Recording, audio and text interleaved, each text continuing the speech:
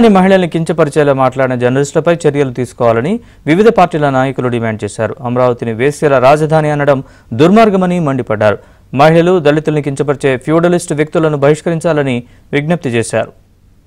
సాక్షి debate లో senior journalist అని చెప్పుకోబడేటువంటి కృష్ణరాజు అమరావతి రాజధాని పైన, రాజధాని ప్రాంతంలో నివసిస్తున్నటువంటి భూములు ఇచ్చినటువంటి రైతులు, మహిళల పైన అసభ్యకరంగా వ్యాఖ్యలు చేస్తే పిచ్చి కుక్కలు పిచ్చివాగుడు వాగుతా ఉంటే దాన్ని సమర్థిస్తూ సాక్షిలో సీనియర్ జర్నలిస్ట్ అని చెప్పుకోబడేటువంటి కొమ్మినేని చాలా చిల్లరగా అపహాస్యం చేస్తూ ఎగతాళిగా నవ్వుతా ఉంటే, మరి సాక్షి మీడియా దానికి ఓనర్ అయినటువంటి భారతీ రెడ్డి ఒక మహిళ ఉండి, జగన్మోహన్ రెడ్డి ఇల్లు కూడా అదే ప్రాంతంలో ఉండి, మరి అతని ఇంట్లో మహిళలను కూడా కించపరిచిన వ్యాఖ్యలే కదా.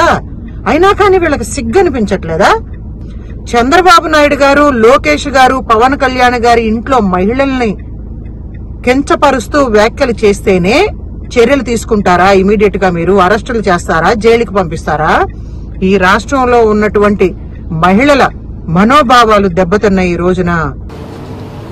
అంత దుర్మార్గమైన భాష అంత సీనియర్ జర్నలిస్ట్ వాడటం, దాన్ని సాక్షి యాజమాన్యం ప్రసారం చేయటాన్ని తీవ్రంగా ఖండిస్తున్నాను.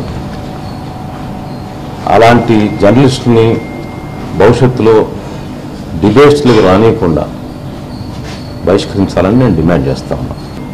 ఆయన కేవలం జగన్మోహన్ రెడ్డి గారి కళ్ళల్లో ఆనందం చూడటానికి నేను అది మాట్లాడాను. ఆయన ఎంత విద్వేషం, ఎంత దుర్మార్గం, మహిళల పట్ల ఎంత చులకన భావన. అంటే అమరావతి ప్రాంతంలో అది వేశ్యల రాజధాని. అమరావతి అంటే ఒక కులం ఉంటుందా, ఒక మతం ఉంటుందా, ఒక వ్యక్తులు ఉంటారా? ఎవరెవరో ఉంటారు, బతుకులు అనేక వేల మంది ఉన్నారు.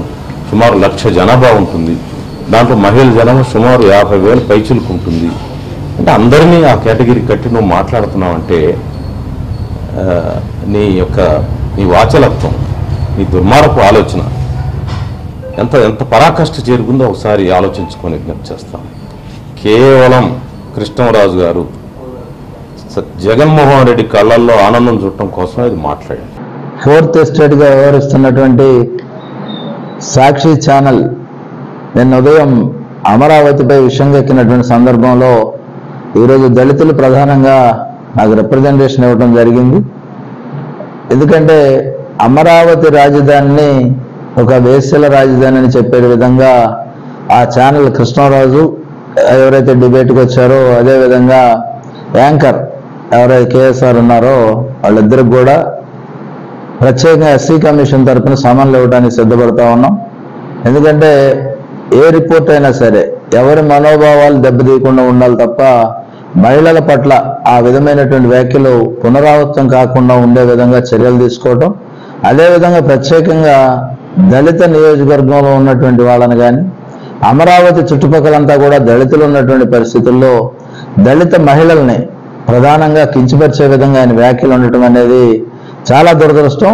ఒక ఉన్మాదాన్ని రెచ్చగొట్టే విధంగా ఉన్నటువంటి వ్యాఖ్యలను తీవ్రంగా కూడా కమిషన్ కూడా ఖండిస్తూ వారి పట్ల ఖచ్చితంగా సమన్లు జారీ చేయటం, అదేవిధంగా చట్టపరంగా ఏ విధమైన చర్యలు తీసుకోవాలనేది కూడా కమిషన్ తీసుకుంటుంది.